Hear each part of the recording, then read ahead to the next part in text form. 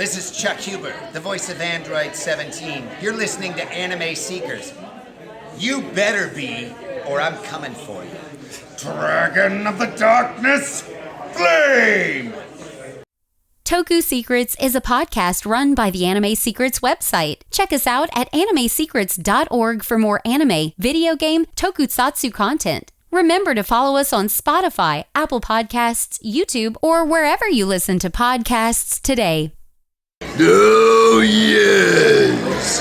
This is Goldar, and you're listening to Toku Secrets Podcast. Don't tune us out, tune us in.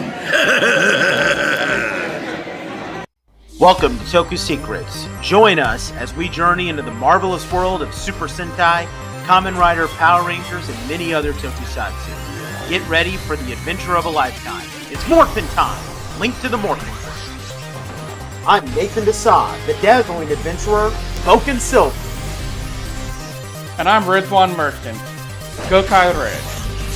And I'm Anthony Davis, also known as Curie Green. And we're Toku Secrets. What is going on, guys? Today we are taking a look at Rail Rider Episode 4 on the Toku Secrets podcast, presented by animesecrets.org. And unlike the last couple of times where it's just been me and Riz, we have Mr. Kyoryu Green himself, Anthony Davis, joining us. Anthony Davis being one of our regular members. So, we're definitely gonna review episode 4 on here. But since Anthony was not with us to take a look at episodes 1 through 3, we want to briefly let him talk a little bit, like just give his brief thoughts on episodes 1 through 3. Now, Anthony has seen toqger, which most people would know because he reviewed toqger with us. So Anthony will probably know all the inside jokes and all that. So, yeah, go ahead. So I actually thought it was very interesting in a good way. Honestly, I'm digging the fight choreography, even though like it's like a little bit of stunt work in there. I can tell that they're obviously pulling their punches. They're not trying to they don't have the full experience how to fight. But I enjoy what they're actually giving us as far as like how the stunt choreography is and all that.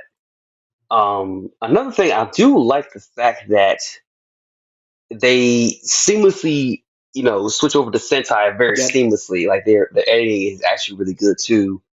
I like the cast. The cast is very hilarious. I think I like the Red Ranger more, and I like Green, and surprisingly, Blue's funny too. I think Yellow is fantastic too. Yeah, and so also for me and Nate, I think I can say this for Nate as well, but Yellow is our favorite, and then my selfish favorite is Pink after that, because C is just so interesting and dark. I'm still waiting, Zenith Productions, for an explanation on how she had bags of money in the first episode. Yeah, for sure. maybe she was a thief. Maybe she was a thief before she became a ranger. Look, there's something about Faye's story, and I need more info on it, because that girl needs her own like spin-off, I think. Right.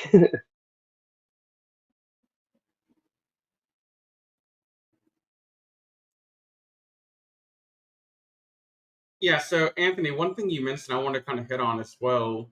So when me and Nate were talking about some of the stuff in the previous podcast we did, we were saying that what the Zenith guys did with Rail Riders, what in terms of transition from Sentai to American footage, is in some cases much better done than stuff we got from the actual Saban, Disney, Hasbro, Neo Saban stuff. What do you think? Yeah, I agree with that. Yeah, because, there's sometimes when I'm sitting here like, dude, imagine if these guys had the budget of like a multi-million company like Saban or Hasbro or something, and they could throw out money for location and editing and cast. They'd be the thing to make Power Rangers, like, they bring it back. You don't need these big Oh yeah. director names like Jonathan Entwistle. You just need these guys to come back and do it. Mm-hmm. But yeah, that was just our thoughts from the podcast. Yeah, and the example I always love to give of like how even during the glory days, the so-called glory days of Power Rangers, on how kind of iffy the transitions are, is in the. I always love to use this example because it looks so clumsy to me. Is that episode of Time Force? It's the two-parter where Eric gets control of the Q-Rex. Like the scene where Wes and Eric confront each other and then they morph and they fight. Like when Wes and Eric meet in original footage, they're meeting in the middle of like what looks like some industrial power plant type of thing with like a bunch of like, power plant looking things in the background. Then they morph, and then all of a sudden they're in the Sentai footage, but the Sentai footage took place in the middle of like a warehouse alley. All of a sudden there's warehouse rallies and crates all over the place that wasn't there. Like even back during like the Glory Power Rangers days, they didn't always find locations that really matched the Sentai footage too much. Agreed. Oh, also got to give a shout out to the Orange Ranger, aka Tomas. That dude's funny. Dude, Tomas just wants to tell us his backstory, and nobody wants to hear it except for us. Right. Even though Tell him the we backstory, kind of y'all. know it Like, because we've seen to. Yeah. yeah. And I mean, it lines up pretty well with toqger, I think, because I think Rokugo and Tomas have a very similar backstory with Yeah. a couple of small tweaks made, but overall the same thing. Mm-hmm. Yeah. But yeah, anything else, Anthony, before we move on to the episode 4? No, I pretty much said my piece. So, yeah. All right. Nate, take it away.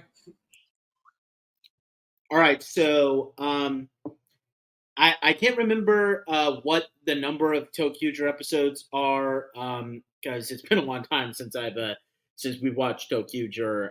But just going off of what I can tell from the Ranger Wiki, this is mostly like an adaptation of like the mid-season climax stuff where Greta is getting married to Zet.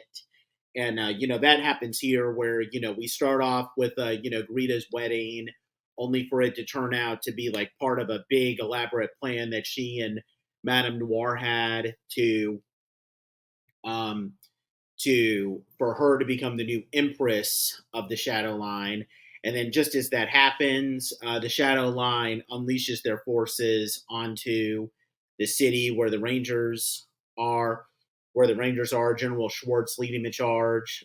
Greta gets involved as well. And while that fight is happening, the Shadow Line also infiltrates the Rainbow Line, and that results in a big Megazord fight. Before that happens, we actually get a pretty big and pretty cool one-on-one battle with General Schwartz and Tomas, since I don't think previous episodes showed that General Schwartz knew that Tomas was a Ranger, which that was a pretty cool moment because if you guys remember correctly, Akira and General Schwartz had a bit of a rivalry going on in toqger, and they're adapting that here, and it works out pretty good. But yeah, General Schwartz commandeers the Rainbow Line Megazord. When we get into and the other Rangers, they summon the other Megazords. So the Diesel Megazord and the I can't remember what build Dio is called here, but it's Tomas's Zord. So they get into this huge fight, and Greta also gets involved as well, summoning the one of the Shadow Line mechs. And there's this huge fight with everyone, but But in the end, the Rangers successfully retake the Rainbow Line, and they form their Ultrazord, which, if I remember correctly, and maybe Anthony would know, I believe this mech was called Cho Tokyo Dio. I don't know. I can't remember the names of all these mechs, but was that correct, I Anthony? think so. I can't remember. I think so. It's been a while since I've seen toqger. It's been minutes I've seen toqger, so I can't even tell you. Okay, well, I mean, these mechs don't really look all that good anyway, so who cares? Which, by the way, unrelated note, at some point, guys, you guys might notice on my blog, for those who actually check out my blog, I'm going to start doing a lot of like bottom 5 mechs. Like I've been doing top 5. I'm going to be doing some bottom 5 ones. Expect to see a bunch of toqger and toqger mechs on those lists, because those are 2 mecha lines that I just can't stand. And I know Riz was telling me when we were at Ranger Stop and Pop that he doesn't think the toqger mechas are that bad, but they're kind of iffy. But and same thing with toqger.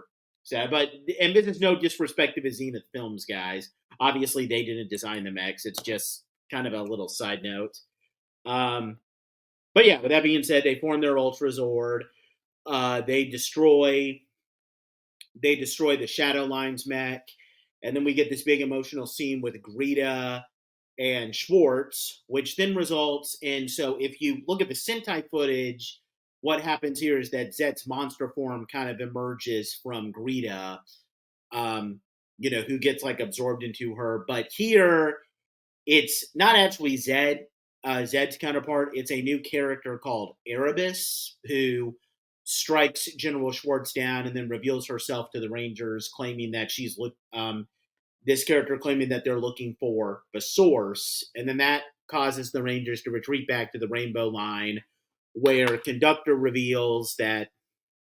So it's not entirely clear, and we're probably going to learn more in the next episode. I'm assuming as much. But to cut a long story short, Erebus is kind of like some ultimate creature that the Shadow Line has been trying to unleash so that they can, as part of their plan to like take over the world. Kind of like, and Riz kind of used this example off screen when we were, before we started recording, like the Great Titanics and Gingaman.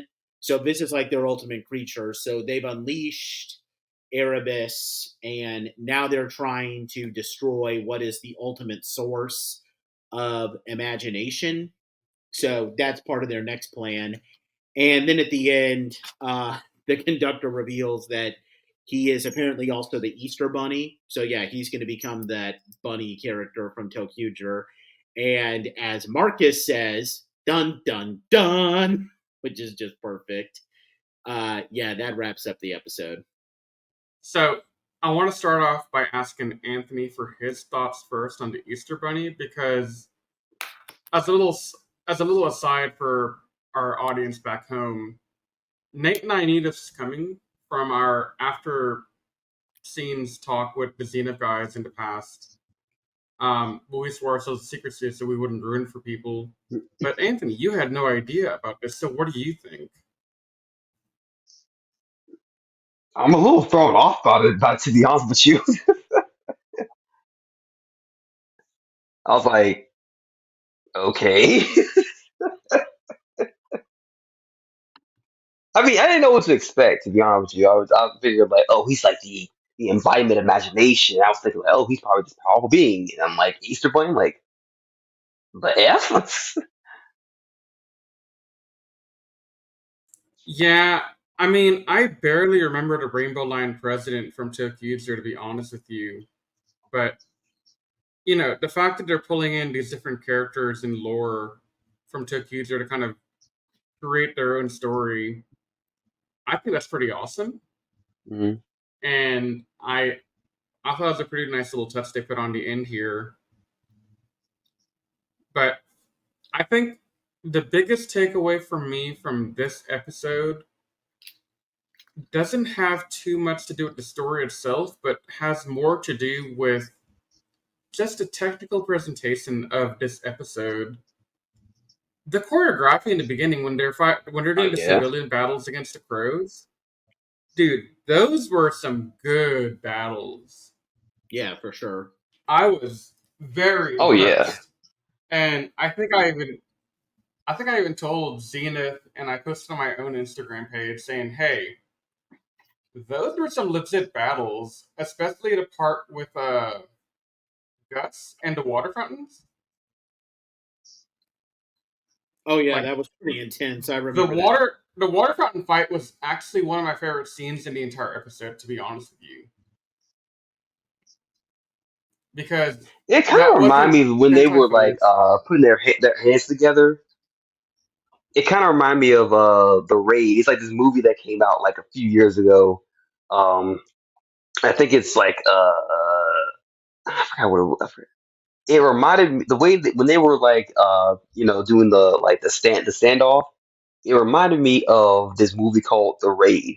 I'm not sure people remember this movie. This movie came out like years ago. Yeah.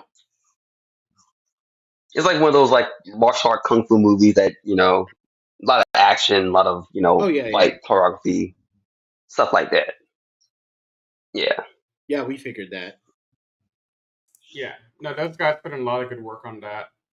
And I don't know, I don't think we asked Zenith this question when we had them on, but I kind of wonder how much martial arts training the six core rangers had before before this, because at least some of them have some pretty impressive choreography that I don't think you can pull off without some kind of background. Yeah, they definitely.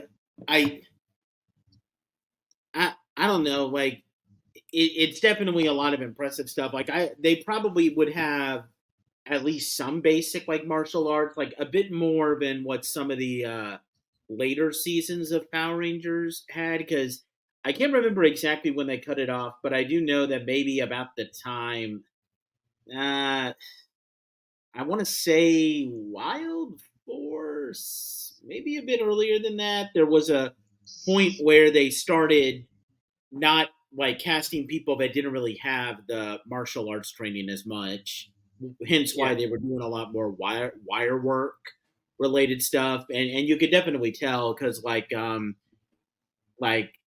a perfect season would probably be a season like I want to say maybe Mystic Force, that one unmorph fight that they have in Dark Wish. You can definitely tell that none of those actors had really that much martial arts training. So I would probably say that they probably maybe not necessarily on like the level that was required in like Mighty Morphin, where because like Austin St. John and like Steve Cardenas and Jason and JDF and all that. I mean, those guys were black belts, and I don't know. Maybe some of these people are black belts. I'm not trying to. I'm not calling their credentials into question, but they definitely do appear to have some more basic training compared to what the later seasons of Power Rangers had. Yeah, because I watch clips on YouTube every now and then. I noticed that some um some seasons, I'm not going to name them, they don't seem to do a lot of civilian fights or really show off their ability to fight in general. They just resort to, oh, the putties are here. It's morphin' time. And that's when we switch to Sentai footage and let the Sentai do the fighting for them. Yeah, I think I'm watching RPM now too, and I feel like RPM does a lot of unmore fights, but I don't feel like those actors had any martial arts training because I definitely don't see it there. But um, but yeah, the unmore fights here are definitely. I mean, obviously they can't choreograph it like the best because I mean, because of the budget, like the way that it's shot, but it's still, I would argue that these are probably like, I don't want to say Mighty Morphin quality unmorph fights, but maybe on like the quality of like, let's say Turbo, because they did a lot of unmorph fights in Turbo. And I don't know if like the TJ era team, so like Selma Ward, Roger Velasco, etc. I don't know if those people have the same martial arts training um, that the Tommy era team did, but they had some basic stuff too. So I would probably say that like it's about on the level of like a Turbo Piranhatron second generation team Unmore fight. Yeah, because I don't even think like Kat or Tanya really showed too much in the way of martial arts in the seasons prior to when the second team took over. Like, Well, yeah, but I I know, think Yeah. did Catherine Summerlin have ballet training though? I think that was only Kimberly. No. Kimberly was gymnastics. Did No, no, Catherine no, no, have? no, I don't no. know. She did have ballet training, I think. I'm not sure, but I could be wrong. Like her character was trained in ballet, but was Catherine Sutherland herself, like, did she do ballet related stuff? I don't know the answer to this. I can't tell you. I've never heard of her having that kind of training before. Yeah. And I don't know about Tanya, although to be fair with Nakia Baris, like Turbo would have been the only season where she did any Unmore fight scenes because in Zio they always had to morph when they fought against the Cogs. So aside from maybe Bulk and Skull's little Unmore fight in one episode against Cogs, there were never any Unmore fight scenes with Cogs as far as I remember. Okay, so it looks like Kat did have some on-stage ballet before. Okay. Yeah. So like not all of them were trained in martial arts though. Like ASJ, JDF, Walter Jones, I think, and Tui Trong. Yeah. They Training were all too. trained. Yeah, they were all trained in martial arts, and I think David Yost said that he did some gymnastics training in an interview with No Pink Spandex. So Yeah. they all had different types of training, Mhm. I guess. Right. You could say. And I think that's why Saban picked those 5 in the beginning, was because they were trying to promote after-school activities like martial arts, gymnastics, dance, and I think Jason and Trina's characters really encompassed that martial arts background. Walter's character Zach brought in a lot of the dance. Billy, while he wasn't big on the physical activity per se, his actor David Yost did have the ballet background, I think. Yeah. But he was mainly there to represent the nerds like us. And then Kimberly was like the gymnastics. So they were going for like representation to give kids somebody to relate to by saying, hey, if you're in martial arts, you can relate to Jason or Trini. If you're into gymnastics, here's Kim. If you want dancing, here's Zach. Or if you're a nerd, here's Billy. Yeah. So I think that's how they did the picking in the beginning. Because even like Steve Cardenas, he has some martial arts background, I believe. Yeah, he teaches jujitsu, I'm pretty sure. Right. Yeah, exactly. And Johnny Young Boss has a Yeah. lot of martial arts background as well, if you look at his history. Karen Astley, I don't know her background too well, to be honest with you. But, I think it worked out pretty well overall when they transitioned. But yeah, later seasons, especially after Disney bought it, you don't see as much of that training around as much. I mean, I know, Nate, when we were at Ranger Stop last weekend, Jeff Perezzo mentioned that he had some martial arts training in the past, but not a lot. Though he was also trolling by giving the example of what he did for what his training was. But I think there's a little bit of truth in that as well. Yeah, but with Disney Unmorph fight scenes, you can't even really compare them to this because with Disney Unmorph fights, they every season up until Jungle Fury. Well, okay, not Ninja Storm too much, but every season up until Jungle Fury, they had civilian powers. So the Unmorph fights were more of just an excuse to like show off some flashy special effects, not really to show off martial arts. Right. And I don't think we got away from that until RPM. Well, no.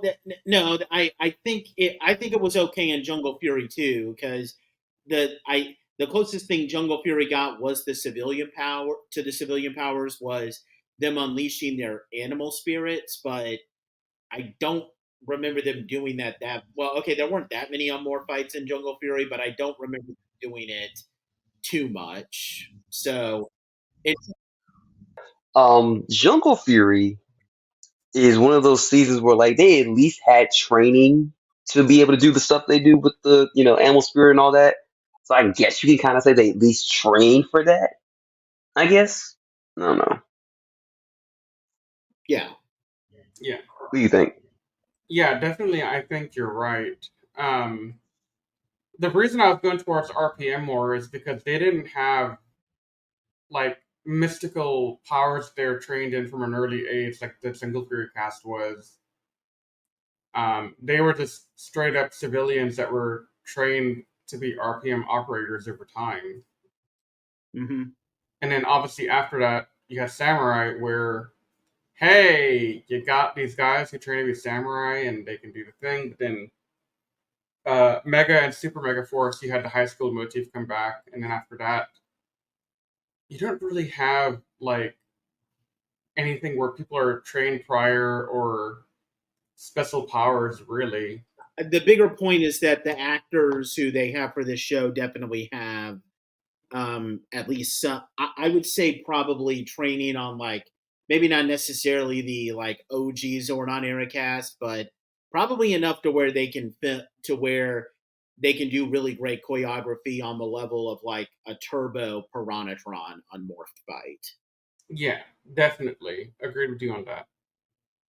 And who knows? I mean, I don't even know. Like I said earlier, I don't know the training background that Selwyn Ward, Roger Velasco, Patricia Jolie, Tracy Lynn Tracy. Cruz, and Chris and Justin. Although I don't think Justin did that many on more fights, but yeah, I don't know the training background for them. So who knows? They might even have better training than those guys too.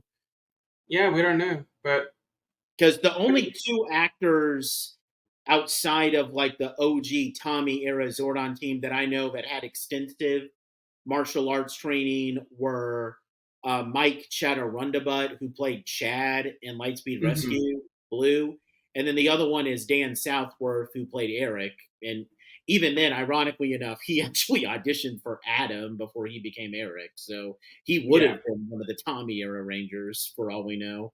So yeah, and then further down the line, I mean, I know it's not the same thing, but Brennan, who played Tyler from Dinosaurs, he has extensive acrobatic circus training to be able to do like crazy handstands and acrobatic moves. Like when we were at Ranger Stop, I think Nate, you were kind of gone for a little bit. You had gone to take care of something. I watched him do some acrobatic stuff at his booth, and he's really impressive. Yeah, he was like backflips and all that. Yeah, it was crazy. I mean, the guy did stunt work for Haja in the Obi-Wan Kenobi series, so Exactly. yeah, he definitely had. So I would imagine that he's good. Yeah. But yeah, moving on from the choreography and all that, because I think we've eaten up a lot of time going on that tangent. The other thing I wrote down that I wanted to talk about. So, in the earlier episodes of Rail Riders, I thought when we saw Zed in the background for like a brief split second or whatever, I thought that was like a classic, oh, well, we can't really edit around this, so here's a quick cameo of Zed.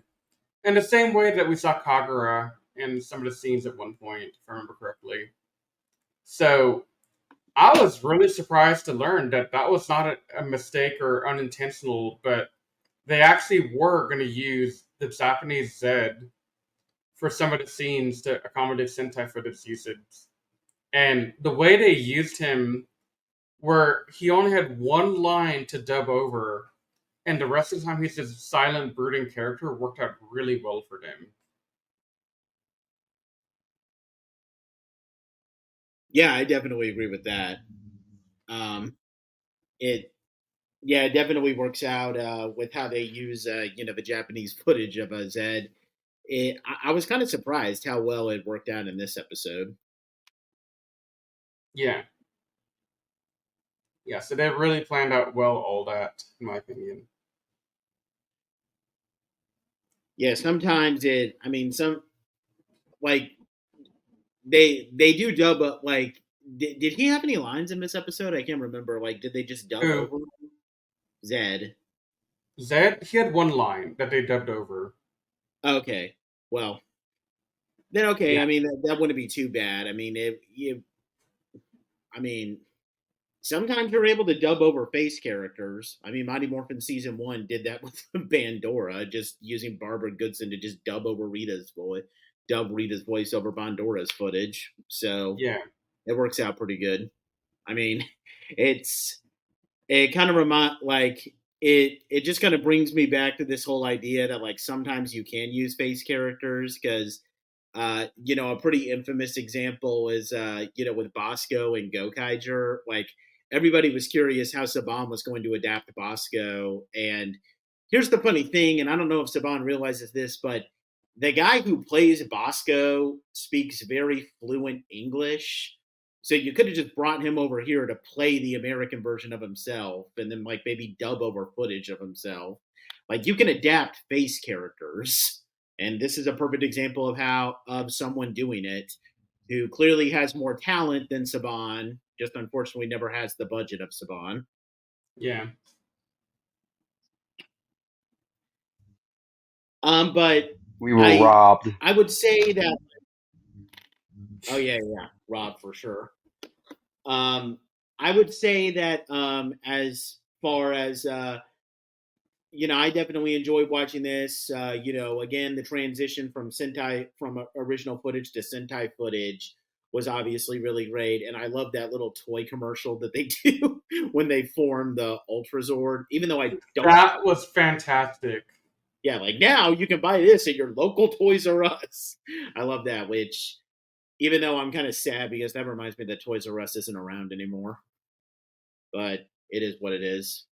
Although I'm guessing this means like because at first I thought that this was the final mech in toqger, but actually looking at the wiki page now, technically this is not the Ultrazord because there was another like hyper mech that they brought in later in toqger. So I'm guessing they're just not going to adapt that, and this is the Ultrazord, even though again like this would be like the equivalent of like a super robo, like not like kind of like how I don't know what they would call this in Power Rangers, but like this is the equivalent of the Mega Dragon Zord without Titanus to make it the Ultrazord, if that makes sense. Like the Mega Dragon Zord, not the Ultrazord.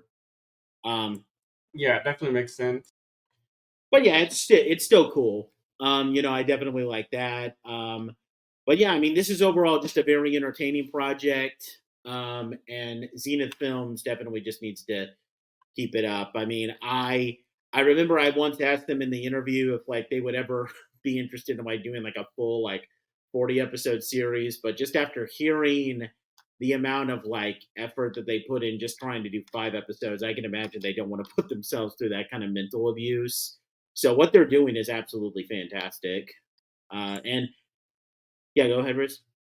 I was going to say, it goes back to the point we made several times already that, they adapted toqger, which is something that we as the fandom gave up on years ago on ever happening because we had that stigma, hey, trains don't sell, you can't make toys of that and make it sell really easily, and then you had the infamous scene early on that nobody wanted to touch except Xena found a way to make it work and not make it like extremely inappropriate. It was actually really well done how they did it, and the jokes were really funny.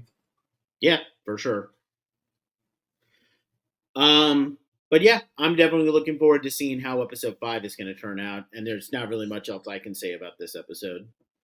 Yeah, I mean, the only other thing I want to say is I'm looking forward to episode 5, and I think we might have a little delay for the next season to start, because the next season that they're working on, Beast Hunters, their Red actually just got injured.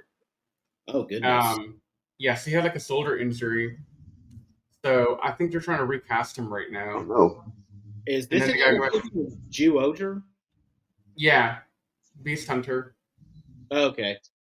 That'll definitely be fun. Yeah, I'm looking forward to that one, because I don't think Saban ever intended to adapt Zyuohger because of the footage that they have to deal with. Yeah, well, it should be fun. I mean, I know that earlier in this podcast I just bashed the Zyuohger mech designs, but if I take out the Minecraft mechs, Zyuohger is actually a half decent Sentai. Yeah. Anthony, you're gonna say something, I think? I enjoyed it so far. It was actually pretty decent. So yeah. Yeah, Nate, I have nothing else to add. I'm excited for episode 5. I'm looking forward to when we can get Beast Hunters to come out, and at some point we got to sit down and do Gem Paladin's review for them. Yeah, I was about to say that, and I don't know, maybe we could review Gem Paladins and then kind of transition to like doing Kira Major, because you've been saying how you want to do like a more modern Sentai. I mean, Kira Major is a bit more recent, so we could try to do that, but we'll talk about that when we get to it. Yeah. But yeah, with that said, this wraps up our little podcast. When we do episode 5 next, we're going to do episode 5, and then we're going to give our overall thoughts on Rail Riders. So definitely look forward to checking that out. Now, thankfully, this is not the last time that we're going to be reviewing any fan-made content anytime soon, because next week, after this recording, that is, we are going to be returning to more fan-based content by taking a look at season 3 of the Power Rangers audio drama, which just wrapped up. I believe it was a month ago, Riz, that the last episode came out for season 3. So something like that. Yeah, we're definitely going to be checking that out. We're really excited to check that out too, and just shine a light on all this, on all the hard work that fans put into this. So yeah, we've done Rail Riders, and now we're going to be taking a look at the other fan production that we know and love in the audio drama. So definitely look forward to that. Little bit of a schedule ahead. We're going to be doing our Lost Galaxy review very soon, although given some messages that Riz has sent me recently, I don't think he's looking forward to that. But we got to soldier on. Look, you got me in a bad trap right now, Nate. You got me watching Lost Galaxy for this podcast and watching the 2003 Clone Wars and the other podcast. Give me a break. Help me. Yeah, I know. I guess I'm just a sadistic jerk. But yeah, you really are. But yeah, we're definitely looking forward to that. We're going to be getting back to Boom Boomcher soon too, especially since their 6th Ranger has made his big debut. We're looking forward to doing that. Yeah, we got a lot of stuff planned for you, and we are going to be doing Go Onger as our next big Sentai, but we got a couple of big things that take priority before we get there, starting with the audio drama. And we will see you guys next time when we review season 3 of the Power Rangers audio drama. But until then, everybody stay safe. Bye now. If you enjoyed listening to the Toku Secrets podcast, please check us out at animesecrets.org and follow us on all our social media pages such as Twitter, Facebook, and Instagram. And also feel free to check out our other podcasts, including Anime Declassified and the Jedi Squadron. You can also leave us any feedback you'd like to offer us directly on our website. If you're listening to this on Spotify or iTunes, we thank you so much, and please leave us a rating out of 5 stars. If you're watching this on YouTube, please subscribe to our channel if you're not already subscribed, and leave any comments down below, as we love to take the time to read comments left on our channel and give our fans, shout-outs. If you have any seasons of Super Sentai, Power Rangers, or other tokusatsu shows that you'd like for us to check out, please don't hesitate to say so in your feedback. With all that said, we thank you so much for taking the time to listen to our podcast, and we will see you next time as we continue our never-ending journey through the world of tokusatsu. But until that time, you all stay safe, we love you, and may the power protect you.